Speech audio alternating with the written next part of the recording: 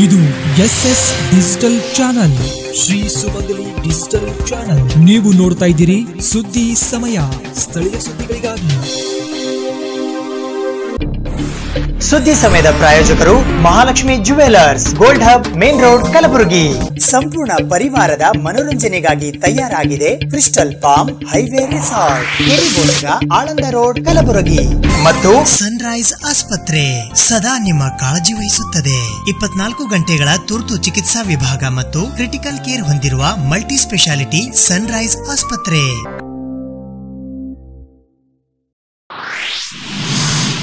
ಕಲಬುರಗಿಯ ಸೇಡಂ ರಸ್ತೆಯಲ್ಲಿರುವ ಪ್ರಜಾಪಿತ ಬ್ರಹ್ಮಕುಮಾರಿ ಈಶ್ವರೀಯ ವಿಶ್ವವಿದ್ಯಾಲಯದ ಪುನಶ್ಚೇತನ ಕೇಂದ್ರ ಮಹಾಶಿವರಾತ್ರಿ ಮಹೋತ್ಸವ 2019 ಅಂಗವಾಗಿ 12 ಜ್ಯೋತಿರ್ಲಿಂಗಗಳಿಗೆ ವಿಶೇಷ ಪುಷ್ಪಾಲಂಕಾರ.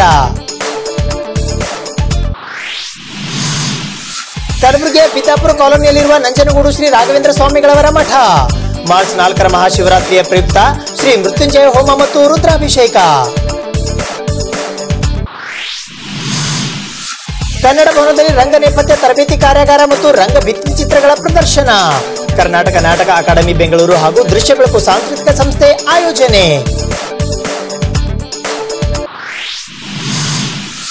ಚಿಂಚೋಳಿ ಮತಕ್ಷೇತ್ರದ ಶಾಸಕ ಉಮೇಶ್ ಜಾಧವ್ ಅವರು ಬಿಜೆಪಿಗೆ ಸೇರುವ ಮೂಲಕ ಕಾಂಗ್ರೆಸ್ ಪಕ್ಷಕ್ಕೆ ದ್ರೋಹ ಬಗೆಯುತ್ತಿದ್ದಾರೆ. ಜಿಲ್ಲಾ ಕಾಂಗ್ರೆಸ್ ಸಮಿತಿಯ ಅಧ್ಯಕ್ಷ ಜಗದೇವ್ ಗುತ್ತೇದಾರ್ ಅವರಿಂದ ಆರೋಪ. ನಾಳೆ ಕಲಬುರಗಿ ಮಹಾನಗರದಲ್ಲಿ ನಡೆಯಲಿದೆ ಪ್ರಧಾನಿ ನರೇಂದ್ರ ಮೋದಿ ಅವರ ಬೃಹತ್ ರ್ಯಾಲಿ. ಕಲಬುರಗಿ ನಗರದ ನೂತನ ವಿದ್ಯಾಲಯ ಮೈದಾನದಲ್ಲಿ ಸಿದ್ಧಗೊಂಡಿದೆ ಭವ್ಯ ವೇದಿಕೆ. ಹೈದರಾಬಾದ್ ಕರ್ನಾಟಕ ಭಾಗದಲ್ಲಿ ರೈಲ್ವೆ ವಿಭಾಗೀಯ ಕೇಂದ್ರ ಕಚೇರಿ ಪ್ರಾರಂಭಿಸುವಂತೆ ಒತ್ತಾಯ. ಹೈದರಾಬಾದ್ ಕರ್ನಾಟಕ ಜನಪರ ಸಂಘರ್ಷ ಸಮಿತಿಯ ವತಿಯಿಂದ ಮನವಿ ಪತ್ರ ಸಲ್ಲಿಕೆ. ಕೋಲಿ ಕಬ್ಬಲಿಗ ಸಮಾಜವನ್ನು ಪರಿಶಿಷ್ಟ ಪಂಗಡಕ್ಕೆ ಸೇರಿಸುವಂತೆ ಆಗ್ರಹ. ಅಖಿಲ ಭಾರತೀಯ ಕೂಲಿ ಸಮಾಜದ ನೇತೃತ್ವದಲ್ಲಿ ನಡೆದ ಅರೆಬೆತ್ತಲೆ ಮೆರವಣಿಗೆ. ಕಲಬುರಗಿ ಮಹಾನಗರದಲ್ಲಿರುವ ಸ್ಮಶಾನಗಳ ಕಥೆ ವ್ಯಥೆ. ಸುದ್ದಿ ಸಮಯ ವಾಹಿನಿಯಲ್ಲಿ ಸೆರೆ ಸಿಕ್ಕಿವೆ ಸ್ಮಶಾನ ಮೌನ.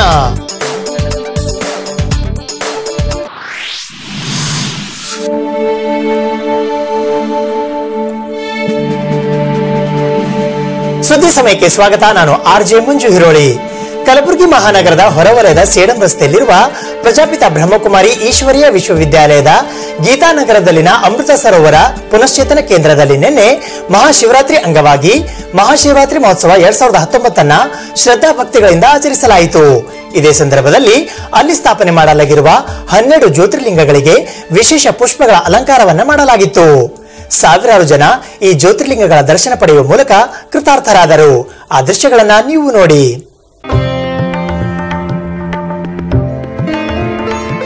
ಕಲಬುರಗಿ ಮಹಾನಗರದ ಹೊರವಲಯದ ಸೇಡಂ ರಸ್ತೆಯಲ್ಲಿರುವ ಪ್ರಜಾಪಿತ ಬ್ರಹ್ಮಕುಮಾರಿ ಈಶ್ವರೀಯ ವಿಶ್ವವಿದ್ಯಾಲಯದ ಗೀತಾನಗರದಲ್ಲಿರುವ ಅಮೃತ ಸರೋವರ ಪುನಶ್ಚೇತನ ಕೇಂದ್ರದಲ್ಲಿ ಮಹಾಶಿವರಾತ್ರಿ ಮಹೋತ್ಸವ 2019 ಅಂಗವಾಗಿ 12 ಜ್ಯೋತಿರ್ಲಿಂಗಗಳಿಗೆ ವಿಶೇಷ ಪುಷ್ಪಾಲಂಕಾರವನ್ನ ಮಾಡಲಾಗಿತ್ತು.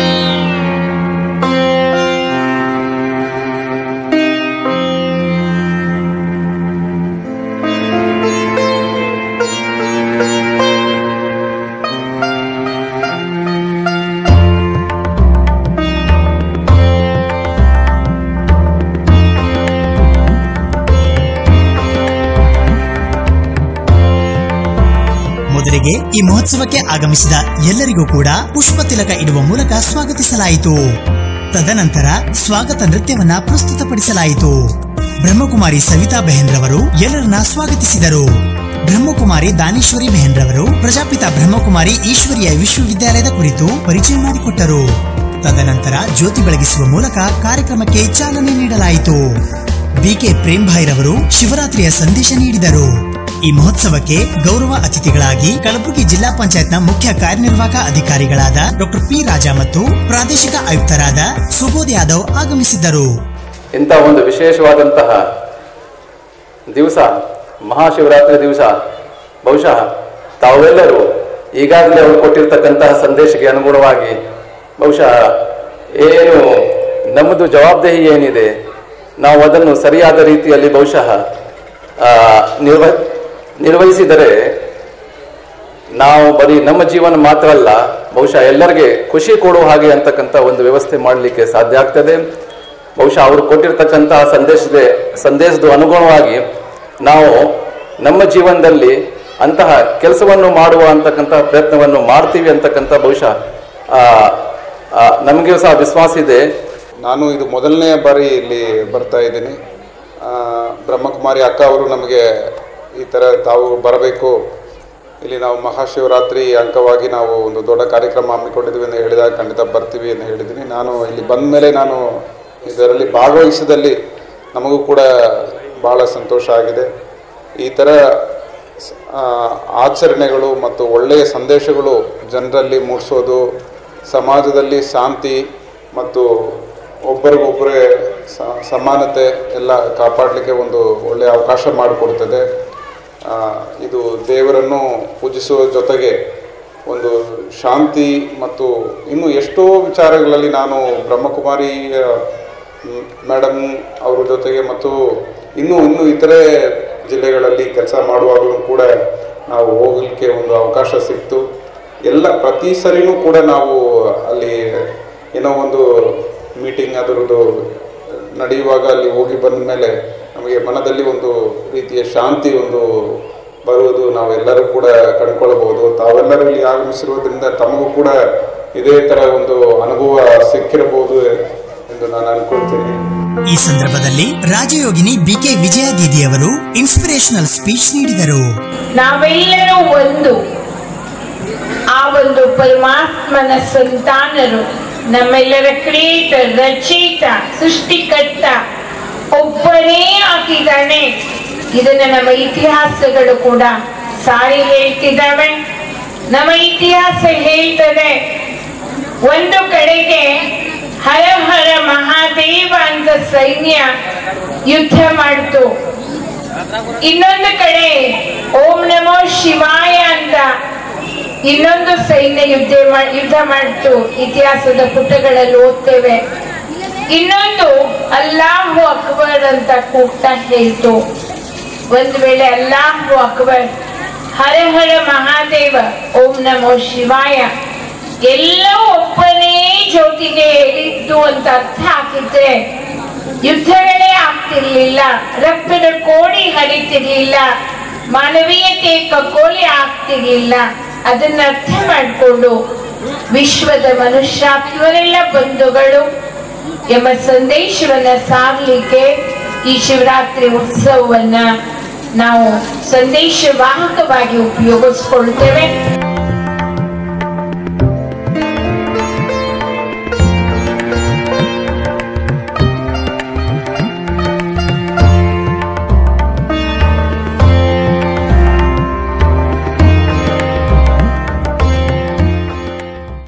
ಕಲಬುರಗಿ ನಗರದ ಬಿತಾಪುರ ಕಾಲೋನಿಯಲ್ಲಿರುವ ನಂಜನಗೂಡು ಶ್ರೀ ರಾಘವೇಂದ್ರ ಸ್ವಾಮಿಗಳ ಮಠದಲ್ಲಿ ನಿನ್ನೆ ಮಹಾಶಿವರಾತ್ರಿಯ ಅಂಗವಾಗಿ ಶ್ರೀ ಮೃತ್ಯುಂಜಯ ಹೋಮ ಮತ್ತು ರುದ್ರಾಭಿಷೇಕವನ್ನು ನೆರವೇರಿಸಲಾಯಿತು.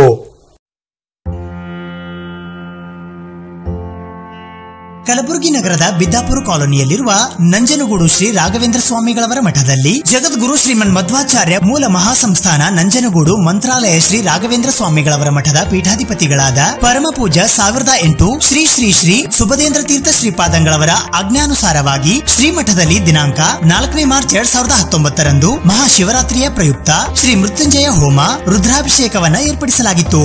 ಈ ಪ್ರಪಂಚದಲ್ಲಿದ್ದಂಥ ನಾವುಗಳೆಲ್ಲ ನಾನೇ ಗಳಿಸಿನಿ ನಾನೇ ಮಾಡೀನಿ ಅಂತಕ್ಕಂಥ ಮೋಹಜಾಲದಲ್ಲಿ ಬಿದ್ದು ನಾನು ಆ ಕಷ್ಟಗಳಿಗೆ ಗುರಿಯಾಗ್ತೀನಿ.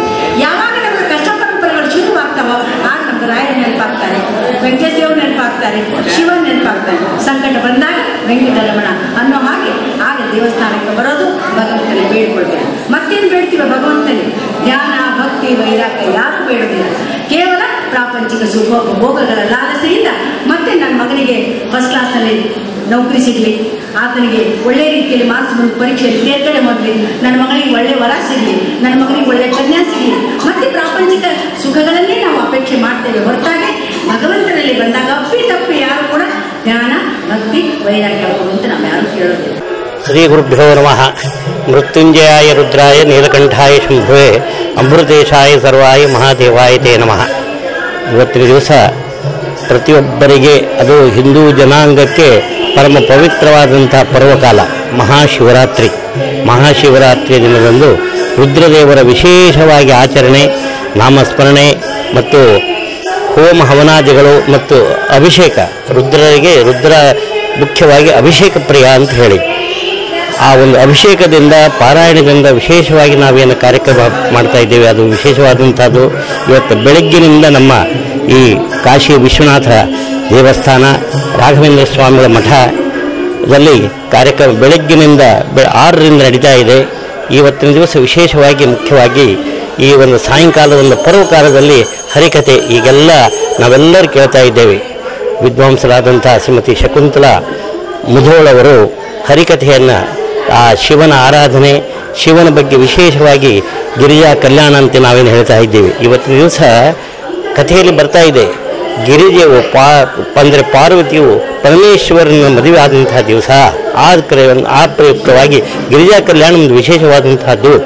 ನಾವೆಲ್ಲರೂ ಆ ಕಥೆಯನ್ನು ಕೇಳಲೇಬೇಕೆಂಬ ಉದ್ದೇಶವಾಗಿ ಈ ಒಂದು ಕಾರ್ಯಕ್ರಮವನ್ನು ನಮ್ಮ ಬಡಾವಣೆಯ ಶ್ರೀ ಆದಿಶಂಕರಾಚಾರ್ಯ ಅಷ್ಟೋತ್ತರ ಸೇವಾ ಸಮಿತಿಯವರು ಮತ್ತು ರಾಘವೇಂದ್ರ ಸ್ವಾಮಿ ಮಠದ ಒಂದು ಸಂಯುಕ್ತ ಆಶ್ರಯದಲ್ಲಿ ಒಂದು ಕಾರ್ಯಕ್ರಮ ನಡೀತಾ ಇದೆ. ಇವತ್ತಿನ ದಿವಸ ಇದು ಜಾಗರಣೆ ಅಂದರೆ ಜಾಗೃತಿ ಅವಸ್ಥೆಯಲ್ಲಿದ್ದು ಆ ಶಿವನ ಆರಾಧನೆ ವಿಶೇಷವಾದಂತಹದ್ದು.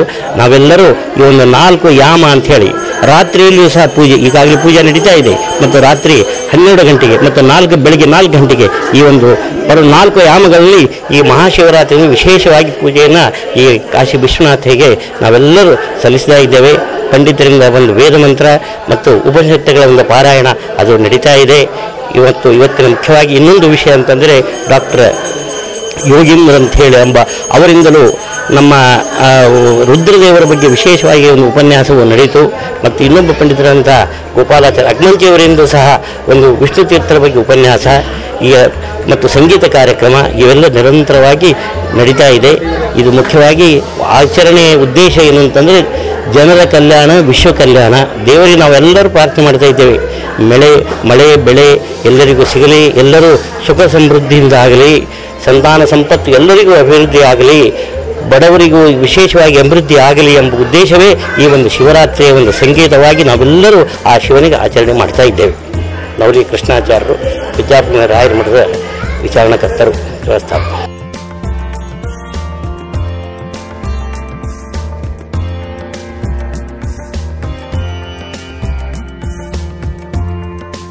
ಕರ್ನಾಟಕ ನಾಟಕ ಅಕಾಡೆಮಿ ಬೆಂಗಳೂರು ಹಾಗೂ ದೃಶ್ಯ ಬೆಳಕು ಸಾಂಸ್ಕೃತಿಕ ಸಂಸ್ಥೆ ಕಲಬುರಗಿಯ ವತಿಯಿಂದ ಕಲಬುರಗಿ ನಗರದ ಕನ್ನಡ ಭವನದಲ್ಲಿ ಇಂದು ರಂಗ ನೇಪಥ್ಯ ತರಬೇತಿ ಕಾರ್ಯಾಗಾರ ಮತ್ತು ರಂಗ ಭಿತ್ತಿಚಿತ್ರಗಳ ಪ್ರದರ್ಶನವನ್ನು ಏರ್ಪಡಿಸಲಾಗಿತ್ತು.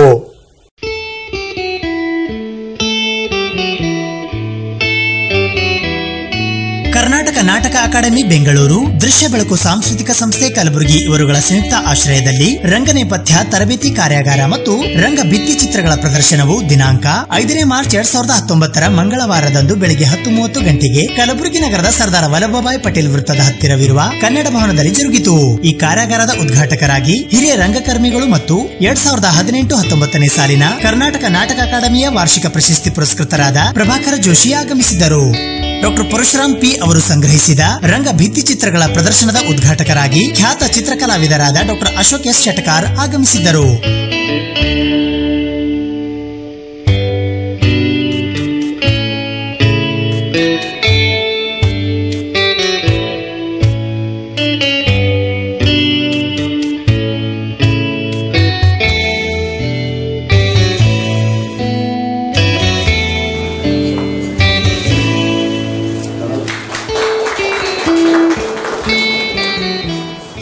ಈ ಹಿಂದೆ ನಾಟಕ ಅಕಾಡೆಮಿಗಳಿಂದ ಯಾವುದೇ ನೇಪಥ್ಯ ಶಿಬಿರಗಳು ನಡೆದಿಲ್ಲ. ಇದು ಫಸ್ಟ್ ಟೈಮ್ ಇದು ಮಾಡಬೇಕಂದ್ರೆ ಇದು ಮೀಟಿಂಗಲ್ಲಿ ಕೇಳಬೇಕಾಗ್ತದೆ. ಸೊ ನೋಡೋಣ ಮಾಡ್ಬೋದಾ, ಹೆಂಗೆ ವಿಚಾರ ಮಾಡೋಣ ಅಂತೇಳಿ ಸುಮಾರು ತಿಂಗಳ ಕಾಲ ಟೈಮ್ ತಗೊಂಡ್ರು ನಮ್ಮ ಅಧ್ಯಕ್ಷರಾಗಿರೋಂಥ ಜೆ ಲೋಕೇಶ್ ಅವರು. ಆದರೆ ಸತತ ಪ್ರಯತ್ನಗಳಿಂದ ನನಗೆ ಬಹಳ ಮುಖ್ಯವಾಗಿ ಕಲಬುರಗಿಯಲ್ಲಿ ಹಿಂದೊಮ್ಮೆ ಸುಮಾರು 10 ವರ್ಷಗಳ ಹಿಂದೆ ಇಲ್ಲಿ ರಂಗ ತಂಡಗಳ ಕೊರತೆ ಇತ್ತು. ಆದರೆ ರಂಗ ತಂಡಗಳ ಕೊರತೆ ಈಗಿಲ್ಲ. ರಂಗ ತಂಡಗಳು ಸಾಕಷ್ಟು ಇದಾವೆ. ತಿಂಗಳಲ್ಲಿ 1-2 ರಂಗ ಪ್ರದರ್ಶನಗಳು, ನಾಟಕಗಳು, ಪ್ರದರ್ಶನಗಳು ಆಗ್ತಾ ಇದಾವೆ ಮತ್ತು ಕಲಾವಿದರ ಸಂಖ್ಯೆನೂ ಜಾಸ್ತಿ ಆಗಿದೆ. ಆದರೆ ಬಹಳ ಮುಖ್ಯವಾಗಿರುವಂಥದ್ದು ಇಲ್ಲಿ ಟೆಕ್ನಿಕಲ್ ಆಗಿ ನಾಟಕವನ್ನು ಕಟ್ಟಲಿಕ್ಕೆ ಅಷ್ಟು ಸಮರ್ಥವಾದಂಥ ಸೋರ್ಸ್ ಇಲ್ಲಿಲ್ಲ. ಅದಕ್ಕಾಗಿ ಸಾಕಷ್ಟು ಜನ ಕಲಾವಿದರಲ್ಲಿ ರಂಗಭೂಮಿ ತೊಡಗಿಸ್ಕೊಂಡವ್ರ ಸಂಖ್ಯೆ ಜಾಸ್ತಿ ಇದ್ದರೂ ನೇಪಥ್ಯ ಶಿಬಿರ ಬಹಳ ಇಂಪಾರ್ಟೆಂಟ್ ಇದೆ. ಆ ಒಂದು ದೃಷ್ಟಿಯಲ್ಲಿ ನಾನು ಸುಮಾರು ಇಲ್ಲಿ ಹಲವಾರು ರಂಗ ತರಬೇತಿ ಶಿಬಿರಗಳನ್ನು ಅಕಾಡೆಮಿಲಿಂದ ಹಚ್ಚಿದ್ದೀನಿ ಮತ್ತು ಬೇರೆ ಬೇರೆ ಶಿಬಿರಗಳು ಮತ್ತು ರಂಗ ಪ್ರದರ್ಶನಗಳು, ನಾಟಕೋತ್ಸವಗಳು ಗುಲ್ಬರ್ಗ ಮತ್ತು ಬೀದರ್ ಜಿಲ್ಲೆಗೆ ಇನ್ಚಾರ್ಜ್ ಆದಮೇಲೆ ಸುಮಾರು ಅತಿ ಹೆಚ್ಚು ಇಡೀ ಕರ್ನಾಟಕದಲ್ಲಿ ಹೆಚ್ಚು ಕಾರ್ಯಕ್ರಮಗಳನ್ನು ಇಲ್ಲಿಗೆ ತರುವಲ್ಲಿ ಸಫಲನಾಗಿದ್ದೇನೆ. ಆದರೆ ನನಗೆ ಬಹಳ ಮುಖ್ಯವಾಗಿದ್ದು ನೇಪಥ್ಯ ಶಿಬಿರ ಆಗಲೇಬೇಕು ಅಂತೇಳಿ NSD ನವದೆಹಲಿಯವರು ಸುಮಾರು 17 ವರ್ಷಗಳಿಂದ ಕಲಬುರಗಿ ವಿಶ್ವವಿದ್ಯಾಲಯದ ಜಂಟಿಯಲ್ಲಿ ಒಂದು ನೇಪಥ್ಯ ಶಿಬಿರ ಮಾಡಿತ್ತು. ಆದರೆ ಇದು ಅದಕ್ಕಿಂತಲೂ ಬಹಳ ಮುಖ್ಯವಾದಂಥ ನೇಪಥ್ಯ ಶಿಬಿರ ಆಗಿದೆ. ಇದರಲ್ಲಿ ಪ್ರಸಾದನ ಮೇಕಪ್ ಮಾಡುವಂಥ ಒಂದು ಕಲೆಯನ್ನು ಇಲ್ಲಿ ರಂಗ ಶಿಬಿರಾರ್ಥಿಗಳು ಕಲಿತಾ ಇದ್ದಾರೆ ಮತ್ತು ಬೆಳಕಿನ ವಿನ್ಯಾಸ, ಯಾವ ಕಲರ್ನ ಒಂದು ಸೀನ್ಗೆ ಯಾವ ಕಲರ್ ಬಳಕೆ ಮಾಡಿ ಬೆಳಕನ್ನು ನೀಡಬೇಕು ಅನ್ನೋಂಥ ಬೆಳಕಿನ ತಜ್ಞರು ಬಂದು ಇಲ್ಲಿ ಬೆಳಕಿನ ವಿನ್ಯಾಸವನ್ನು ಹೇಳ್ಕೊಡ್ತಾ ಇದ್ದಾರೆ. ಮತ್ತೆ ರಂಗಸಜ್ಜಿಕೆ ಸೆಟ್ ಡಿಸೈನ್ ಹೆಂಗಿರ್ಬೇಕು ಸ್ಟೇಜ್ ಮೇಲೆ ಅನ್ನೋದನ್ನು ಹೇಳ್ಕೊಡ್ತಾ ಇದ್ದಾರೆ.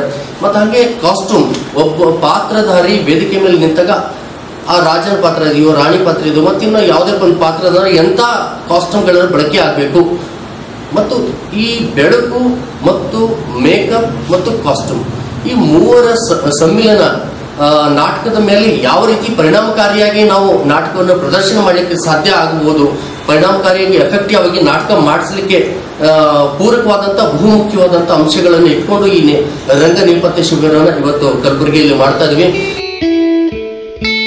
ಮುಖ್ಯ ಅತಿಥಿಗಳಾಗಿ ಹೆಗ್ಗೋಡಿನ ಹಿರಿಯ ರಂಗಕರ್ಮಿಗಳಾದ ಪುರುಷೋತ್ತಮ ತಲವಾಟ, ನಾಟಕಕಾರರು ಹಾಗೂ ಗುಲ್ಬರ್ಗಾ ವಿಶ್ವವಿದ್ಯಾಲಯ ಕಲಬುರಗಿಯ ಮಾಜಿ ಸಿಂಡಿಕೇಟ್ ಸದಸ್ಯರಾದ ಪ್ರೊಫೆಸರ್ ಈಶ್ವರ್ ಇಂಗನ್ ಮತ್ತು ಕನ್ನಡ ಮತ್ತು ಸಂಸ್ಕೃತಿ ಇಲಾಖೆ ಕಲಬುರಗಿಯ ಸಹಾಯಕ ನಿರ್ದೇಶಕರಾದ ಕೊಟ್ರೇಶ್ ಎಂ ಆಗಮಿಸಿದ್ದರು. ಅಧ್ಯಕ್ಷತೆಯನ್ನು ದೃಶ್ಯ ಬೆಳಕು ಸಾಂಸ್ಕೃತಿಕ ಸಂಸ್ಥೆ ಕಲಬುರಗಿಯ ಅಧ್ಯಕ್ಷರಾದ ಡಾಕ್ಟರ್ ಪರಶುರಾಮ್ ಪಿ ವಹಿಸಿದ್ದರು. ನಾಟಕ ಅಕಾಡೆಮಿಯ ಸದಸ್ಯರಾದ ಮೇಲೆ ಸಂದೀಪ್ ಅವರು ಈ ಭಾಗದಲ್ಲಿ ಅತ್ಯುತ್ತಮ ಕೆಲಸಗಳನ್ನು ಮಾಡ್ತಾ ಬಂದಿದ್ದಾರೆ. ಕಳೆದ 30 ವರ್ಷಗಳಿಂದ ನಾನು ರಂಗಭೂಮಿಯಲ್ಲಿ ಕೆಲಸ ಮಾಡ್ತಾ ತಾಲೂಕು ಕೇಂದ್ರದಲ್ಲಿ ಕೆಲಸ ಮಾಡ್ತಾ ಬಂದಿದ್ದಕ್ಕೆ ಜಿಲ್ಲಾ ಕೇಂದ್ರದಲ್ಲಿ ಹೆಚ್ಚು ಕೆಲಸ ಮಾಡಲಿಕ್ಕೆ ಸಾಧ್ಯ ಆಗಿರಲಿಲ್ಲ. ಹಲವಾರು ಚಟುವಟಿಕೆಗಳನ್ನು ಗಡಿಭಾಗದಲ್ಲಿ ಆಯೋಜಿಸ್ತಾ ಬರ್ತಿರುವಂಥ ಸಂದರ್ಭದಲ್ಲಿ ಅನೇಕ ರಂಗಕ್ರಿಯೆಗಳನ್ನು ವಾಸ್ತವದಲ್ಲಿ ಹಲವಾರು ಗ್ರಾಮಗಳಲ್ಲಿ ಚಟುವಟಿಕೆಗಳನ್ನು ಮಾಡ್ತಾ ಪ್ರಧಾನ ಕೇಂದ್ರವಾಗಿ ಸೇಡವನ್ನು ಆಯ್ಕೆ ಮಾಡಿಕೊಂಡು ರಂಗ ಚಟುವಟಿಕೆಗಳನ್ನು ಮಾಡ್ತಾ ಬಂದವರು. ಈ 30 ವರ್ಷಗಳ ರಂಗ ಹೆಜ್ಜೆಗಳನ್ನು ಗುರುತಿಸಿ ಈ ಬಾರಿಯ ನಾಟಕ ಅಕಾಡೆಮಿ ಪ್ರಶಸ್ತಿ ಕೊಡಲಿಕ್ಕೆ ಭಾಳ ಮುಖ್ಯ ಕಾರಣರು ಅಂದರೆ ನಮ್ಮ ಸಂದೀಪ್ ಅವರು. ಅವರಿಗೆ ವಿಶೇಷ ಕೃತಜ್ಞತೆಗಳನ್ನು ಈ ಸಂದರ್ಭದಲ್ಲಿ ಸಲ್ಲಿಸ್ತಾರೆ. ಒಂದು ರಂಗ ಚಟುವಟಿಕೆ ಮಾಡಬೇಕಾದ್ರೆ ಪಾತ್ರಧಾರಿಗಳು ಅಥವಾ ನಟರು ಎಷ್ಟು ಮುಖ್ಯನೋ ರಂಗ ನೇಪಥ್ಯ ಅದಕ್ಕಿಂತಲೂ ಹೆಚ್ಚು ಮುಖ್ಯ ಅಂತ ನಾನು ಅನ್ನಿಸ್ತೀನಿ. ಇತ್ತೀಚೆಗೆ ಒಂದು ಪ್ರದರ್ಶನ ನೋಡಿದೆವು, ಇದೇ ಕನ್ನಡ ಭವನದ ಸಭಾಂಗಣದಲ್ಲಿ. ನಟನೇ ಇಲ್ಲದ ನಾಟಕವನ್ನು ನೋಡಿದ್ದೀವಿ. ಮೈಸೂರು ರಂಗಾಯಣ ಅಂದರೆ ಪ್ರಾಣಿಗಳ ಪಳಿಯುಳಿಕೆಗಳನ್ನು ಬಳಸಿ ನಟ ಅಲ್ಲಿ ಮರೆ ಮಾಚಲ್ಪಟ್ಟಿದ್ದ, ಪ್ರಾಣಿಗಳು ಮುಖ್ಯ ವೇದಿಕೆಯಲ್ಲಿ ಬಂದವು. ಅಂಥ ರಂಗಪ್ರಯೋಗಗಳನ್ನು ನಾವು ನೋಡಿದ್ದೀವಿ. ಇದೆಲ್ಲ ಪ್ರಯೋಗಾತ್ಮಕವಾಗಿ ಮಾಡಿದರೂ ಕೂಡ ಕೊನೆಗೂ ರಂಗದ ಮೇಲೆ ನಟನೆ ಮುಖ್ಯ ಆಗ್ತಾರೆ. ನೇಪಥ್ಯ ಶಿಬಿರಕ್ಕೆ ಸಂಬಂಧಪಟ್ಟ ಹೇಳೋದಾದರೆ ಭಾಳ ಮುಖ್ಯವಾಗಿ ಕಲೆ ಮತ್ತು ವಿಜ್ಞಾನ ಇಲ್ಲಿ ಕೆಲಸ ಮಾಡ್ತದೆ. ಕಲೆ ವಿಜ್ಞಾನಕ್ಕೆ ಪೂರಕ ಆಗ್ತದೆ, ವಿಜ್ಞಾನ ಕಲೆಗೆ ಪ್ರೇರಕ ಆಗ್ತದೆ. ಉದಾಹರಣೆಗೆ ನಾವೆಲ್ಲ ರಂಗ ಶಿಕ್ಷಣ ವಿದ್ಯಾರ್ಥಿಗಳಾಗಿದ್ದಾಗ ನಮ್ಮ ತಾಳ್ವಾಡ್ ಸರ್ ಅವರು ನಮಗೆಲ್ಲ ಈ ದಾಡಿ ಗಿಡಿ ಹಚ್ಕೊತರು, ಆ ಲೇಯರನ್ನು ಬಳಸಿ ಸ್ಪಿರಿಟನ್ನು ಬಳಸಿ ಈ ಥರ ಕಲಿಸ್ತಿದ್ದಾಗ ನನಗೆ ಮೊದಲೇ ದಾಡಿ ಬರೋಲ್ಲ, ಅರ್ಧಂಬರ್ಧ. ಅವರು ಒಂದು ಪೂರ್ಣ ಪ್ರಮಾಣದ ದಾಡಿ ಹಚ್ಚಿದ್ರು. ಇದು 85ನೇ ಇಸ್ವಿಯಲ್ಲಿ ಹೇಳ್ತಿದ್ದೆ. ಅವರಿಗೆ ಮತ್ತು ನಮ್ಮ ಬೇರೆ ಗುರುಗಳಿಗೆ ನಾನು ವಿನಂತಿ ಮಾಡಿಕೊಂಡು ಒಂದು ಇಡೀ ದಿವಸ ಅದು ಇಟ್ಕೊಂಡು ಓಡಾಡಿದ್ದೆ ನಾನು. ಅದೆಲ್ಲ ತರಬೇತಿ ಆದಮೇಲೆ ತೆಗೆದುಬಿಡ್ತೀವಲ್ಲ, ನನಗೊಂದು ಕಾಯಿಸೋದು ಅದು ಇರಬೇಕು ಅಂತೇಳಿ. ಬರ್ತಿರ್ಲಿಲ್ಲ. ಇದು ಕಲೆಯ ಸೃಷ್ಟಿ ಆದರೂ ಕೂಡ ತಮಗೆಲ್ಲ ಗೊತ್ತಿದೆ, ಹೇರ್ ಪ್ಲಾಂಟೇಶನ್ ಅಂತ ಬಂದಿದೆ ಈಗ ವೈದ್ಯ ವಿಜ್ಞಾನದಲ್ಲಿ. ಅಂದರೆ ಅಲ್ಲಿ ಕಲೆಯಾಗಿತ್ತು, ಅದು ಈಗ ಅದು ವಿಜ್ಞಾನ ಆಗಿದೆ. ದಾಡಿ ಬದಲಾದವರಿಗೆ ಕೂಡ, ತಲೆ ಮೇಲೆ ಕೂತಿರ್ಲಾರ್ದವ್ರು ಕೂಡ ಹೇರ್ ಪ್ಲಾಂಟೇಶನ್ ಮಾಡಿ ಅದನ್ನು ಸೃಷ್ಟಿ ಮಾಡ್ತಾ ಇದ್ದೀವಲ್ಲ, ಕಲೆಯ ವಿಜ್ಞಾನಕ್ಕೆ ಪೂರಕ ಆಗಿರೋ ಸಂಗತಿ ಇದು. ಹಾಗೆ ವಿಜ್ಞಾನ ಕಲೆಗೆ ಎಷ್ಟೊಂದು ಪೂರಕವಾದಂಥ ಕೆಲಸವನ್ನು ಮಾಡ್ತಿದೆ. ವಿದ್ಯುತ್ತು, ಬೇರೆ ಬೇರೆ ತಾಂತ್ರಿಕ ಶಿಬಿರ. ಈ ಕಾರ್ಯಾಗಾರದಲ್ಲಿ ಕರ್ನಾಟಕ ನಾಟಕ ಅಕಾಡೆಮಿ ಬೆಂಗಳೂರಿನ ಅಧ್ಯಕ್ಷರಾದ ಜೆ ಲೋಕೇಶ್, ಸದಸ್ಯ ಸಂಚಾಲಕರಾದ ಸಂದೀಪ್ ಬಿ, ದೃಶ್ಯ ಬೆಳಕು ಸಾಂಸ್ಕೃತಿಕ ಸಂಸ್ಥೆಯ ಕಾರ್ಯದರ್ಶಿಗಳಾದ ನಯನಾ ಬಿ ಮತ್ತು ಕರ್ನಾಟಕ ನಾಟಕ ಅಕಾಡೆಮಿ ಬೆಂಗಳೂರಿನ ರಿಜಿಸ್ಟ್ರಾರ್ ಡಾಕ್ಟರ್ ಶೈಲಜಾ ಎಸಿ ಸೇರಿದಂತೆ ಇತರೆ ಅನೇಕರು ಉಪಸ್ಥಿತರಿದ್ದರು.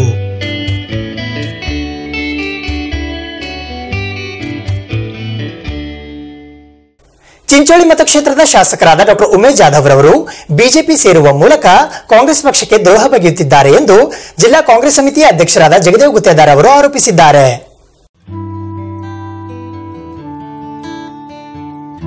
ಚಿಂಚೋಳಿ ಮತಕ್ಷೇತ್ರದ ಶಾಸಕರಾದ ಡಾಕ್ಟರ್ ಉಮೇಶ್ ಜಾಧವ್ ರವರು ಬಿಜೆಪಿಗೆ ಸೇರುವ ಮೂಲಕ ಕಾಂಗ್ರೆಸ್ ಪಕ್ಷಕ್ಕೆ ದ್ರೋಹ ಬಗೆದಿದ್ದಾರೆ ಎಂದು ಜಿಲ್ಲಾ ಕಾಂಗ್ರೆಸ್ ಸಮಿತಿಯ ಅಧ್ಯಕ್ಷರಾದ ಜಗದೇವ್ ಗುತ್ತೇದಾರ್ ಅವರು ಇಂದು ಕಲಬುರಗಿ ನಗರದ ಸೇಡಂ ರಸ್ತೆಯಲ್ಲಿರುವ ಜಿಲ್ಲಾ ಕಾಂಗ್ರೆಸ್ ಸಮಿತಿ ಕಾರ್ಯಾಲಯದಲ್ಲಿ ಕರೆದಿದ್ದ ಸುದ್ದಿಗೋಷ್ಠಿಯ ಮೂಲಕ ಆರೋಪಿಸಿದ್ದಾರೆ. ಡಾಕ್ಟರ್ ಉಮೇಶ್ ಜಾಧವ್ ಅವರು ಪಕ್ಷ ಬಿಟ್ಟು ಅವರು ಬಲಿಯಾಗಿದ್ದಾರೆ ಆಪರೇಷನ್ ಕಮಲಕ್ಕೆ. ನಾನು ಬೇರೆ ಪಕ್ಷಕ್ಕೆ ಹೋಗುವ ಪ್ರಶ್ನೆನೇ ಉದ್ಭವಿಸುವುದಿಲ್ಲ ಅಂತ ತಮ್ಮ ಮಾಧ್ಯಮದವರಿಗೂ ಎಲ್ಲರಿಗೂ ತಾವು ಅವರಿಗೆ ಕೇಳಿದಾಗ ಇದೇ ರೀತಿ ಅವರು ಉತ್ತರ ಹೇಳಿದರು. ಆದರೆ ಈಗ ಅವರು ಪಕ್ಷ ಬಿಟ್ಟು ಹೋಗ್ಲಿಕ್ಕೆ ಏನು ಕಾರಣ? ಈತ ಪಕ್ಷ ಬಿಟ್ಟು ಹೋಗೋದಿಲ್ಲ, ಇವ್ರ ಮನೆತನ ಮೊದಲು ಹಿಡಿದು ಕಾಂಗ್ರೆಸ್ ಇದೆ ಅಂತ ನಾವು ನಂಬಿಕೊಂಡಿದ್ದೆವು. ಆದರೆ ಇವರು ಅಲ್ಲಿ ಬಾಂಬೆಗೂ ಹೋಗಿ ಇವರು ಆಪರೇಷನ್ ಕಮಲಕ್ಕೆ ಬಲಿಯಾಗಿದ್ದಾರಂತೆ. ಇದರಿಂದ ನಮ್ಗೆ ಸ್ಪಷ್ಟ ಆಯಿತು. ಯಾಕಂದ್ರೆ ನಿನ್ನೆ ಕೊಟ್ಟರು ರಾಜೀನಾಮೆ. ಇವರು ಏನು ಬ್ಲೇಮ್ ಏನು ಮಾಡ್ತಾ ಇದ್ದಾರೆ, ಪಕ್ಷ ಬಿಟ್ಟು ಹೋಗೋದಂತೂ ಮೊದಲೇ ಡಿಸೈಡ್ ಅವ್ರು ಮಾಡಿದಂಗೆ ಕಾಣಿಸ್ತದೆ. ಆದ್ರೆ ಪಕ್ಷ ಬಿಡೋ ಟೈಮ್ನಾಗ ಏನು ಹೇಳ್ತಾ ಇದ್ದಾರೆ ಅವರು, ನನಗೆ ಪ್ರಿಯಾಂಕ್ ಅವರು ನನ್ನ ಕೆಲಸಗಳು ಮಾಡ್ತಾ ಇಲ್ಲ, ನನಗೆ ಕೋಆಪರೇಟ್ ಮಾಡ್ತಾ ಇಲ್ಲ, ಅದು ಇದು ಇಲ್ಲ ಅಂತೇಳಿ ಅವರು ಪ್ರಿಯಾಂಕ ಖರ್ಗೆ ಅವರಿಗೆ ಮೇಲೆ ಗೂಬೆ ಕೂಡಿಸ್ತಕ್ಕಂಥ ಒಂದು ಕೆಲಸ ಮಾಡ್ತಾ ಇದ್ರು. ಪಕ್ಷಕ್ಕೆ 6 ವರ್ಷದ ಹಿಂದೆ ಬಂದು ಶಾಸಕರಾದರು, ಸಂಸದೀಯ ಕಾರ್ಯದರ್ಶಿ ಆದರು. ಈಗ ಎಲೆಕ್ಟ್ ಆದ್ಮೇಲೆ ಮತ್ತೆ ಸೆಕೆಂಡ್ ಟೈಮ್ ಎಲೆಕ್ಟ್ ಆದ್ಮೇಲೆ ಇವರು ಉಗ್ರಾಣ ನಿಗಮದ ಅಧ್ಯಕ್ಷರು ಕೂಡ ಮಾಡಿದ್ರು. ಇವರು ಸರ್ಕಾರಿ ನೌಕರರು. ಸರ್ಕಾರಿ ನೌಕರಕ್ಕೆ ರಾಜೀನಾಮೆ ಕೊಟ್ಟು ಬಂದ ಕೂಡಲೇ ಇವರು ಶಾಸಕರಿಗೆ ಟಿಕೆಟ್ ಕೊಟ್ಟ ಮೇಲೆ ಇವರು ಚುನಾಯಿತ ಎಲೆಕ್ಟ್ ಆದ್ಮೇಲೆ ಸಂಸದೀಯ ಕಾರ್ಯದರ್ಶಿ ಮಾಡಿದ್ರು. ಸೆಕೆಂಡ್ ಟೈಮ್ ಟಿಕೆಟ್ ಕೊಟ್ಟ ಮೇಲೆ ಮತ್ತೆ ಎಲೆಕ್ಟ್ ಆದ್ರು, ಉಗ್ರಾಣ ನಿಗಮದ ಅಧ್ಯಕ್ಷರು ಮಾಡಿದ್ರು. ಪಕ್ಷ ಇವರು ಯಾವುದೇ ರೀತಿ ಅನ್ಯಾಯ ಮಾಡಿಲ್ಲ. ಆದರೆ ಈಗ ಇವತ್ತು ಉಮೇಶ್ ಜಾಧವ್ ಅವರು ನಮ್ಮ ಪಕ್ಷಕ್ಕೆ, ಯಾಕಂದ್ರೆ ಅವರು ನಮ್ಮ ಬೇರೆ ಬೇರೆ ಇದರಿಂದ ಅವರು ನಮ್ಮೆಲ್ಲ ಕಾಂಗ್ರೆಸ್ ಕಾರ್ಯಕರ್ತರು ಅವರು ಸ್ಟ್ರೈಕ್ ಮಾಡಿದ್ರು, ಇವ್ರು ದುಡ್ಡು ತಗೊಂಡು ಹೋಗ್ತಾ ಇಲ್ಲ. ಅವಾಗ ಏನ್ ಹೇಳಿದ್ರು, ಅವ್ರ ತಂದೆಯವ್ರ ಪುಣ್ಯತಿಥಿಯಲ್ಲಿ ಕೂಡ ಅದೇ ಹೇಳಿದ್ರು, ನಾನು ಗೋಪಾಲ್ ಜಾಧವ್ ಅವರ ಮಗ ಇದ್ದೇನೆ, ನಾನು ಕಾಂಗ್ರೆಸ್ ಪಕ್ಷದ ನಿಷ್ಠಾವಂತ ಕಾರ್ಯಕರ್ತ, ಬಿಡ ಪ್ರಶ್ನೆನೇ ಇಲ್ಲ ನಾನು ಅಂತ ಹೇಳಿದ್ರು. ಆದ್ರೆ ಇವತ್ತು ಆಪರೇಷನ್ ಕಮಲಕ್ಕೆಲ್ಲ ಬಲಿಯಾಗಿ ಹೋಗಿದ್ದಾರೆ. ಈ ಸುದ್ದಿಗೋಷ್ಠಿಯಲ್ಲಿ ಜಗನ್ನಾಥ್ ಗೋಧಿ, ದೇವೇಂದ್ರಪ್ಪ ಪೂಜಾರಿ ಮರ್ತೂರ್, ಲತಾ ರವಿ ರಾಠೋಡ್, ಸುಭಾಷ್ ಪಾಂಚಾಳ್, ರವಿ ರಾಠೋಡ್ ಸೇರಿದಂತೆ ಇತರರು ಉಪಸ್ಥಿತರಿದ್ದರು. ಸುದ್ದಿ ಇನ್ನು ಇವೆ, ಸದ್ಯಕ್ಕೆ ಬ್ರೇಕ್.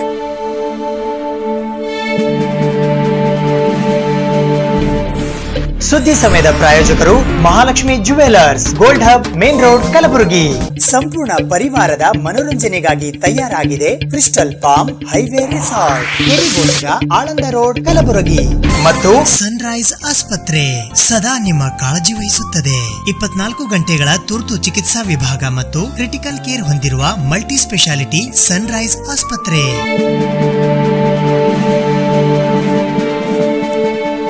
ಕಲಬುರಗಿ ಮಹಾನಗರದ ನೂತನ ವಿದ್ಯಾಲಯ ಮೈದಾನದಲ್ಲಿ ನಾಳೆ ಪ್ರಧಾನಿ ನರೇಂದ್ರ ಮೋದಿ ಅವರ ಬೃಹತ್ ರ್ಯಾಲಿ ನಡೆಯಲಿದೆ. ಇದರ ಅಂಗವಾಗಿ ಭರದ ಸಿದ್ಧತೆಗಳು ನಡೆದಿದ್ದು ಬೃಹತ್ ವೇದಿಕೆ ಸಜ್ಜಾಗಿದೆ. ಇತರೆ ಸಿದ್ಧತೆಗಳ ಕುರಿತು ಮಾಜಿ ಉಪಮುಖ್ಯಮಂತ್ರಿಗಳಾದ ಆರ್ ಅಶೋಕ್ ರವರು ಇಂದು ವೀಕ್ಷಿಸಿದರು.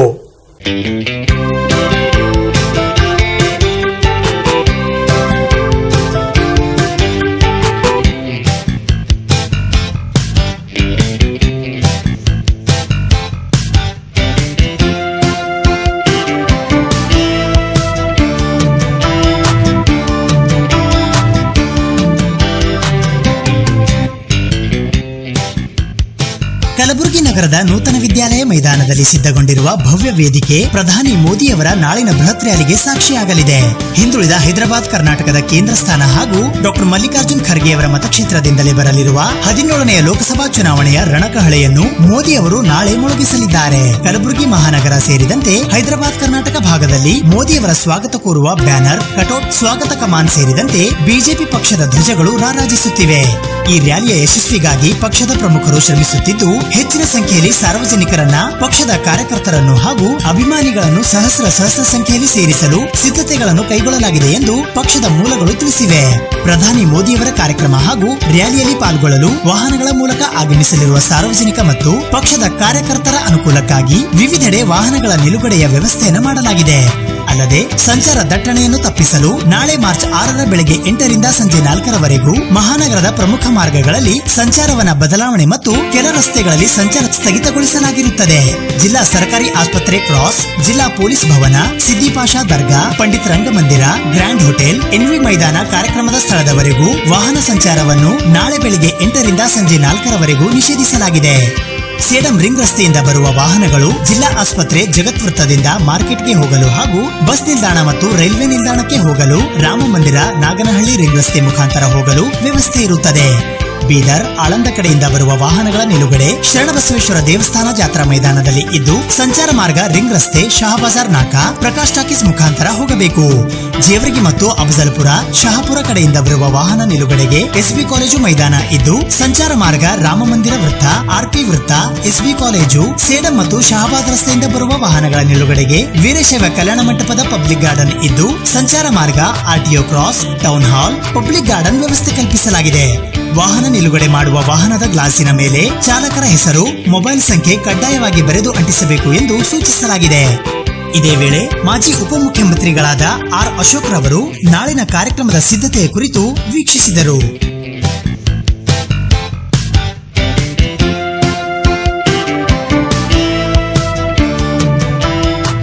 ಈ ಒಂದು ಗ್ರೌಂಡ್ ಅಲ್ಲಿ ನಾವು ಮಾಡ್ತಾ ಇದ್ದೀರಿ. ಮೊದಲನೇ ರ್ಯಾಲಿನೂ ಕೂಡ ಹುಬ್ಬಳ್ಳಿಯಲ್ಲಿ ಬಹಳ ದೊಡ್ಡ ರ್ಯಾಲಿ ಆಗಿತ್ತು. ಪ್ರಾರಂಭದಲ್ಲಿ ನಾವು ಏನು ಎಕ್ಸ್ಪೆಕ್ಟ್ ಮಾಡಿದರೆ ಅದಕ್ಕಿಂತ ಹೆಚ್ಚು ಜನ ಹುಬ್ಬಳ್ಳಿಯಲ್ಲಿ ಬಂದು ಆ ರ್ಯಾಲಿ ಯಶಸ್ವಿ ಆಯಿತು. ಮತ್ತೆ ಎರಡನೇ ರ್ಯಾಲಿ ನಾನೇ ಇದಕ್ಕೆ ಇನ್ಚಾರ್ಜ್ ಇದ್ದೀನಿ. ಎಲ್ಲ ರ್ಯಾಲಿಗೂ, ಕರ್ನಾಟಕದ ಮೋದಿಯವರ ಎಲ್ಲ ರ್ಯಾಲಿಗೂ ನಾನು ಇನ್ಚಾರ್ಜ್ ಇರ್ತೀನಿ. ಸೊ ಈ ರ್ಯಾಲಿನೂ ಕೂಡ ಯಶಸ್ವಿ ಆಗಬೇಕು ಅನ್ನೋ ದೃಷ್ಟಿಯಿಂದ ಸುಮಾರು 4 ದಿನ ನಾನು ಇಲ್ಲೇ ಪ್ರಯತ್ನ ಮಾಡಿದ್ದೀನಿ. 7ನೇ 6ನೇ ತಾರೀಕುವರೆಗೂ ನಾನು ಇಲ್ಲೇ ವಾಸ್ತವ್ಯ ಇರ್ತೀನಿ. ಇಲ್ಲೇ ಈಗಾಗಲೇ ಮೊಬಲೈಸೇಷನ್ ದೃಷ್ಟಿಯಿಂದ ನಮ್ಮ ಕಾರ್ಯಕರ್ತರು ಪಬ್ಲಿಕ್ ಬರುವಂಥ ದೃಷ್ಟಿಯಿಂದ ಮೀಟಿಂಗ್ಸ್ ಆಗಿದೆ. ನೆನ್ನೆನೂ ಕೂಡ ರಾತ್ರಿ ನಾವು ಮೀಟಿಂಗ್ ಮಾಡಿದಿರಿ. ಒಟ್ಟಾರೆ ಒಂದು ಜನರ ಬೆಂಬಲ ಮತ್ತು ಬಡ್ಜೆಟ್ ಆದಮೇಲೆ, ಕೇಂದ್ರದ ಬಡ್ಜೆಟ್ ಆದಮೇಲೆ, ವಿಶೇಷವಾಗಿ ರೈತರ ಬಡ್ಜೆಟ್ ಆದಮೇಲೆ ಈಗಿನ ಎಲ್ಲ ಆಗುಹೋಗುಗಳು, ದೇಶದ ಆಗುಹೋಗುಗಳು ಏನು ನಡೀತಾ ಇದೆ, ಎಲ್ಲದಕ್ಕೂ ಕೂಡ ಈ ದೇಶದಲ್ಲಿ ನರೇಂದ್ರ ಮೋದಿಯವರ ನಾಯಕತ್ವ ಬೇಕೇ ಬೇಕು ಅನ್ನೋ ಒಂದು ಕೂಗು ಇಡೀ ದೇಶದ ಕನ್ಯಾಕುಮಾರಿಯಿಂದ ಕಾಶ್ಮೀರದವರೆಗೂ ಕೇಳಿ ಬರ್ತಾ ಇದೆ. New Delhi 8:50ಕ್ಕೆ New Delhi airport, arrival Bidar 10:50, arrival Gulbarga 11:35 AM, arrival at government programme 11:45, foundation stone 12 ಗಂಟೆಗಿದೆ, Ayushman Bharat arrival at BJP function 12:15. ಯಡಿಯೂರಪ್ಪನವರು 12:21 ಅವರು ಮಾತಾಡ್ತಾರೆ. ಅದಾದಮೇಲೆ 12:26 ಆನರಬಲ್ ಪ್ರೈಮ್ ಮಿನಿಸ್ಟ್ರು ಸ್ಪೀಚ್ ಶುರುವಾಗ್ತೈತೆ. 11:13 ಇಲ್ಲಿಂದ ಟೇಕ್ ಆಫ್ ಆಗ್ತದೆ. ಇಷ್ಟು ಪ್ರೈಮ್ ಮಿನಿಸ್ಟರ್ ಪ್ರೋಗ್ರಾಮ್. ಅದಕ್ಕೆ ಬೇಕಾದಂಥ ಎಲ್ಲ ತಯಾರಿಗಳನ್ನು ನಾವು ಮಾಡ್ತಾ ಇದ್ದೀರಿ. ನಾನು ನೆನ್ನೆನೂ ಕೂಡ ಇಲ್ಲೇ ಇದ್ದೇನೆ, ನಾಳೆನೂ ನಾಡ್ದು 3 ದಿನ ಇಲ್ಲೇ ವಾಸ್ತವ್ಯ ಇರ್ತೀನಿ ನಾನು. ಒಟ್ಟಾರೆ ಈ ಕಾರ್ಯಕ್ರಮ ಯಶಸ್ವಿ ಆಗಬೇಕು. ಇದರ ಮುಖಾಂತರ ಕರ್ನಾಟಕದಲ್ಲಿ ಹೆಚ್ಚು ಸ್ಥಾನಗಳನ್ನು ಗೆಲ್ಲಬೇಕು ಅನ್ನೋ ಉದ್ದೇಶದಿಂದ ಮೋದಿಯವರು ಚುನಾವಣೆಗೆ ಮುಂಚೆ 2 ಪ್ಲೇಸ್ ಗುಲ್ಬರ್ಗ ಮತ್ತು ಹುಬ್ಳಿ ಇವೆರಡೂ ಕೊಟ್ಟಿದ್ದಾರೆ. ಇದಾದಮೇಲೆ ಚುನಾವಣೆ ಘೋಷಣೆ ಆದಮೇಲೆ ಇನ್ನೂ ನಾವು 3 ಪ್ಲೇಸ್ಗಳನ್ನು ಕರ್ನಾಟಕದಲ್ಲಿ ಕೇಳಿದ್ದೀರಿ. ಮಿನಿಮಮ್ 2 ನಮಗೆ ಸಿಗ್ಬೋದು ಅಂತ ಇದೆ. 3 ಮೋಸ್ಟ್ಲಿ ಬೆಂಗಳೂರು, ಮಧ್ಯ ಕರ್ನಾಟಕ, ದಾವಣಗೆರೆ, ಮೈಸೂರು ಈ ಭಾಗದಲ್ಲಿ 3 ಪ್ರೋಗ್ರಾಮ್ಗಳನ್ನು ನಾವು ಕೇಳ್ತಾ ಇದ್ದೀರಿ. ಅದು ಚುನಾವಣೆ ಘೋಷಣೆ ಆದಮೇಲೆ ಆ ಕಾರ್ಯಕ್ರಮಕ್ಕೆ ನಾವು ಟೈಮ್ಗಳನ್ನು ಕೊಡ್ತಾರೆ. ಒಟ್ಟಾರೆ ವಾತಾವರಣ ಪೂರ್ತಿ ಇಡೀ ದೇಶದಲ್ಲಿ ಇನ್ನೇನು ನರೇಂದ್ರ ಮೋದಿಯವರು ಈ ಬಾರಿ ಭಾಳ ಕಷ್ಟ ಅನ್ನೋ ರೀತಿ ಬಿಂಬಿತ ಆಗಿತ್ತು. ಈಗ ಅದು ಪೂರ್ತಿ ಉಲ್ಟಾಗಿ ನರೇಂದ್ರ ಮೋದಿಯವರೊಬ್ಬರೇ ದೇಶಕ್ಕೆ ಸಮರ್ಥ ನಾಯಕತ್ವ ನೀಡಕ್ಕೆ ಸಾಧ್ಯ ಅನ್ನೋ ರೀತಿ ಇಡೀ ದೇಶದ ವಾತಾವರಣ ಮೂಡ್ತಾ ಇದೆ. ಕರ್ನಾಟಕದಲ್ಲಂತೂ ಕೂಡ ಯಾಕಂದರೆ ಹುಬ್ಳಿ ನಾನು ನೋಡಿದ್ದೀನಿ. ಹುಬ್ಳಿ ರ್ಯಾಲಿಯಲ್ಲಿ ನಾವು ಏನು ಗ್ರೌಂಡ್ ಮಾಡಿದ್ದೀರಿ ಅದರ ಡಬಲ್ ಜನ ಬಂದಿರೋವಂಥದ್ದನ್ನು ನೋಡ್ತೀರಿ. ಇಲ್ಲೂ ಕೂಡ ಹೆಚ್ಚಿನ ಸಂಖ್ಯೆಯಲ್ಲಿ ಕಾರ್ಯಕರ್ತರು, ಪಬ್ಲಿಕ್ಸು ಇವರೆಲ್ಲ ಕಾರ್ಯಕ್ರಮಕ್ಕೆ ಬರ್ತಾರೆ. ಈ ಕಾರ್ಯಕ್ರಮ ಯಶಸ್ವಿ ಆಗೋ ಮುಖಾಂತರ ಕರ್ನಾಟಕದಲ್ಲಿ ಮತ್ತೆ ಕಳೆದ ಬಾರಿ ನಾವೇನು 18 ಸ್ಥಾನ ಗೆದ್ದಿದ್ರಿ, ಈ ಬಾರಿ ಅದಕ್ಕಿಂತ ಹೆಚ್ಚು 20-22 ಸ್ಥಾನ ಗೆಲ್ಲೋ ದಿಕ್ಕಿನಲ್ಲಿ ರಾಜ್ಯದ ಜನ ನಮಗೆ ಆಶೀರ್ವಾದ ಮಾಡ್ತಾರೆ. ಮತ್ತೊಮ್ಮೆ ಮೋದಿ, ಮಗದೊಮ್ಮೆ ಮೋದಿ ಅನ್ನೋ ಒಂದು ಘೋಷಣೆಯೊಂದಿಗೆ ನಾವು ಈ ಚುನಾವಣಾ ಅಭಿಯಾನವನ್ನು ಕಲಬುರಗಿಯಲ್ಲಿ ನಾಳೆ ಪ್ರಾರಂಭ ಮಾಡ್ತಾ ಇದ್ದೀವಿ. ಈ ಸಂದರ್ಭದಲ್ಲಿ ಅವರು ಕೈಗೊಂಡ ಸುದ್ದಿಗೋಷ್ಠಿಯಲ್ಲಿ ಕಲಬುರಗಿ ದಕ್ಷಿಣ ಮತಕ್ಷೇತ್ರದ ಶಾಸಕರಾದ ದತ್ತಾತ್ರೇಯ ಸಿ ಪಾಟೀಲ್ ರೇವೂರ್, ಮಾಜಿ ವಿಧಾನ ಪರಿಷತ್ ಸದಸ್ಯರಾದ ಅಮರನಾಥ್ ಪಾಟೀಲ್, ರಾಜುಗೌಡ, ಗ್ರಾಮೀಣ ಶಾಸಕರಾದ ಬಸವರಾಜ್ ಮತ್ತಿಮೂಡ್, ಮಾಜಿ ಸಚಿವರಾದ ಮಲ್ಲಿಕಯ್ಯ ಗುತ್ತೇದಾರ್, ಬಿಜೆಪಿ ಗ್ರಾಮಾಂತರ ಜಿಲ್ಲಾಧ್ಯಕ್ಷರಾದ ದೊಡ್ಡಪ್ಪಗೌಡ ಪಾಟೀಲ್ ನರಿಬೋಳ್, ಮಾಜಿ ವಿಧಾನ ಪರಿಷತ್ ಸದಸ್ಯರಾದ ಸುಶೀಲ್ ನಮೋಶಿ, ವಿಧಾನ ಪರಿಷತ್ ಸದಸ್ಯರಾದ ಬಿಜಿ ಪಾಟೀಲ್, ಸೂರಜ್ ತಿವಾರಿ ಸೇರಿದಂತೆ ಇತರರು ಉಪಸ್ಥಿತರಿದ್ದರು.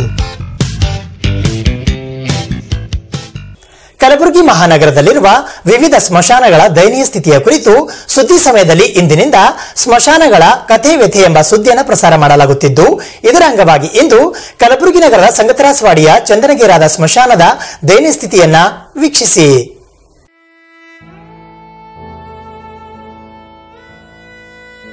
ಮನುಷ್ಯ ತಾನು ಜೀವಂತವಾಗಿರುವವರೆಗೂ ನಾನು, ನನ್ನದು, ನನ್ನ ಆಸ್ತಿ, ನನ್ನ ಅಂತಸ್ತು, ನನ್ನ ಪ್ರತಿಷ್ಠೆ ಅಂತ ಒಣ ಪ್ರತಿಷ್ಠೆಯಲ್ಲಿ ಮುಳುಗಿರುತ್ತಾನೆ. ಆದರೆ ಸತ್ತ ಮೇಲೆ ನಮ್ಮ ಜೊತೆಗೆ ಏನೂ ಬರುವುದಿಲ್ಲ ಎನ್ನುವ ಸತ್ಯವನ್ನ ಮಾತ್ರ ಆತ ಮರೆತೇ ಬಿಡ್ತಾನೆ. ಮನುಷ್ಯ ಜೀವನದಲ್ಲಿ ಎಷ್ಟೇ ಹಣ ಗಳಿಸಿದರೂ ಕೂಡ ಅದರಿಂದ ಸಾವನ್ನ ಮಾತ್ರ ಗೆಲ್ಲಲಾಗುವುದಿಲ್ಲ. ಹೀಗಾಗಿ ತನ್ನ ಬಳಿ ಎಷ್ಟೇ ಆಸ್ತಿ ಅಂತಸ್ತು ಇದ್ದರೂ ಕೂಡ ಕೊನೆಗೆ ಆತನಿಗೆ ಸಿಗುವುದು 6 ಅಡಿ ಸ್ಥಳ ಮಾತ್ರ. ಅದಕ್ಕೂ ಕೂಡ ಆತ ಹೋಗಬೇಕಾಗಿರುವುದು ಈ ಸ್ಮಶಾನಕ್ಕೆ ಮಾತ್ರ. ಮನುಷ್ಯ ತಾನು ಬದುಕಿರುವಾಗ ಆಗದೇ ಇರುವ ವಿಷಯಗಳ ಬಗ್ಗೆ ತಲೆ ಕೆಡಿಸಿಕೊಂಡು ಚಿಂತೆಗೊಳಗಾಗುತ್ತಾನೆ. ಆ ಮನುಷ್ಯನ ಚಿಂತೆಗೆ ಇತಿ ಸಿಗುವುದು ಚಿತೆಯಲ್ಲಿ ಮಾತ್ರ. ಅದಕ್ಕೆ ಹೇಳೋದು ನೋಡಿ, ಚಿತೆಗೂ ಚಿಂತೆಗೂ ಅಂತರವಿರುವುದು ಒಂದು ಶೂನ್ಯ ಮಾತ್ರ ಅಂತ. ಚಿತೆ ಮೃತ ಶರೀರವನ್ನ ಸುಟ್ಟರೆ, ಚಿಂತೆ ಜೀವಂತ ಮನುಷ್ಯನನ್ನ ಸುಡುತ್ತದಂತೆ. ಹೀಗಾಗಿ ಆ ಮನುಷ್ಯನ ಬಡಬಡಿಕೆಯ ಗದ್ದಲ ಶಾಂತವಾಗುವುದು ಮಾತ್ರ ಈ ಸ್ಮಶಾನದಲ್ಲಿ ಮಾತ್ರ. ಅದಕ್ಕೆ ಹೇಳ್ತಾರೆ ನೋಡಿ, ಸ್ಮಶಾನ ಮೌನ ಅಂತ. ತನ್ನ ಇಡೀ ಜೀವನವನ್ನ ಓಡಾಟದಲ್ಲೇ ಕಳೆಯುವ ಮನುಷ್ಯನಿಗೆ ಶಾಂತಿ ಸಿಗುವ ಮೌನವಾಗಿರುವ ಸ್ಮಶಾನಗಳ ಕಥೆ ಇಂದು ದಯನೀಯವಾಗಿದೆ. ಹೀಗಾಗಿ ಅವುಗಳ ಕಥೆ ಕೇಳುವರ್ಯಾರು ಎನ್ನುವಂತೆ ಭಾಸವಾಗ್ತಾ ಇದೆ. ಅದಕ್ಕಾಗಿಯೇ ನಮ್ಮ ಸುದ್ದಿ ಸಮಯದ ವತಿಯಿಂದ ಇಂದಿನಿಂದ ನಮ್ಮ ಕಲಬುರಗಿ ಮಹಾನಗರದಲ್ಲಿರುವ ಅನೇಕ ಕಡೆಗಳ ಸ್ಮಶಾನಗಳ ದಯನೀಯ ಸ್ಥಿತಿಯ ಸ್ಮಶಾನ ಕಥೆ ವ್ಯಥೆ ಎಂಬ ವಿಶೇಷ ಸುದ್ದಿಯನ್ನ ಪ್ರಸಾರ ಮಾಡ್ತಾ ಇದ್ದೀವಿ. ನಾವೇನೋ ಇನಿಷಿಯೇಟಿವ್ ಆಗಿ ಈ ಸುದ್ದಿಗಳನ್ನ ಪ್ರಸಾರ ಮಾಡ್ತಾ ಇದ್ದೀವಿ. ಆದ್ರೆ ಇದಕ್ಕೆ ನಿಮ್ಮೆಲ್ಲರ ಸಹಕಾರ ಇದ್ದರೆ ಮಾತ್ರ ನಾವು ಸುದ್ದಿ ಪ್ರಸಾರ ಮಾಡಿದ್ದಕ್ಕೂ ಸಾರ್ಥಕವಾಗುತ್ತದೆ. ಕೇವಲ ಅಂತ್ಯ ಸಂಸ್ಕಾರಕ್ಕೆ ಬಂದಾಗ ಮಾತ್ರ ಸ್ಮಶಾನಗಳು ನೀಟಾಗಿ ಇರಬೇಕು ಅಂತ ಮಾತಾಡ್ತೀವಿ. ಆದ್ರೆ ಸ್ಮಶಾನದ ಕಾಂಪೌಂಡ್ ದಾಟಿ ಹೊರಗಡೆ ಬಂದಾಗ ಮಾತ್ರ ಆ ವಿಷಯವನ್ನ ಅಲ್ಲೇ ಮರ್ತೇ ಬಿಡ್ತೀವಿ ಅಲ್ವಾ?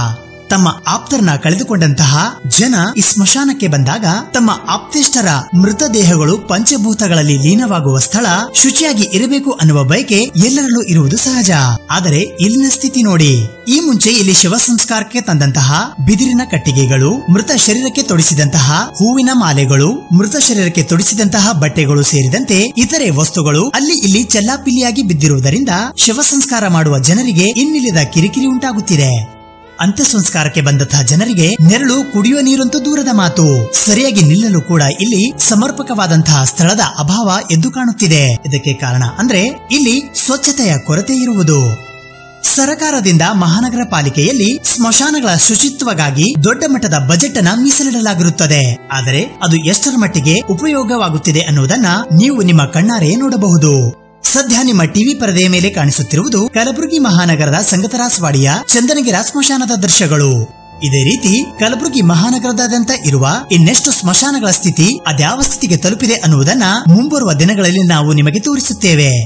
ಈಗಲಾದರೂ ಸಂಬಂಧಪಟ್ಟ ಅಧಿಕಾರಿಗಳು ಇತ್ತ ಕಡೆ ಗಮನ ಹರಿಸುವ ಮೂಲಕ ಈ ಸ್ಮಶಾನಗಳನ್ನ ಶುಚಿಯಾಗಿ ಇಟ್ಟರೆ ಅದೆಷ್ಟು ಅನುಕೂಲವಾಗುತ್ತದೆ ಎನ್ನುವುದು ನಮ್ಮ ಆಶಯ ಕೂಡ.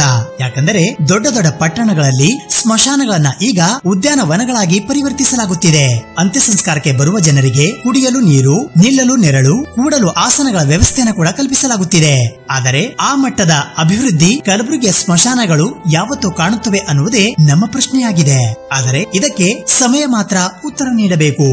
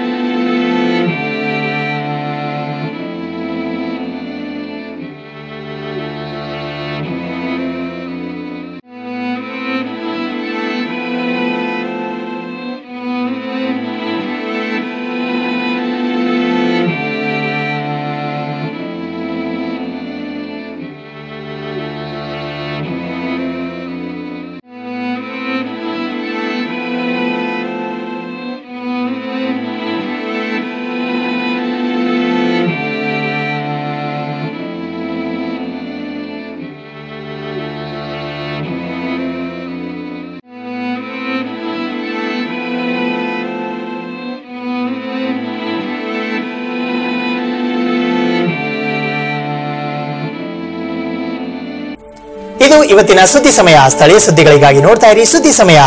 ಸುದ್ದಿ ಸಮಯದ ಲೇಟೆಸ್ಟ್ ಅಪ್ಡೇಟ್ಗಾಗಿ ಯೂಟ್ಯೂಬ್ ನಲ್ಲಿ ಸುದ್ದಿ ಸಮಯ ಕಲಬುರಗಿ ಅಂತ ಸರ್ಚ್ ಮಾಡಿ ಸಬ್ಸ್ಕ್ರೈಬ್ ಮಾಡಿ. ಫೇಸ್ಬುಕ್ ನಲ್ಲಿ ಸುದ್ದಿ ಸಮಯ ಕಲಬುರಗಿ ಪೇಜ್ ಅನ್ನು ಲೈಕ್ ಮಾಡಿ.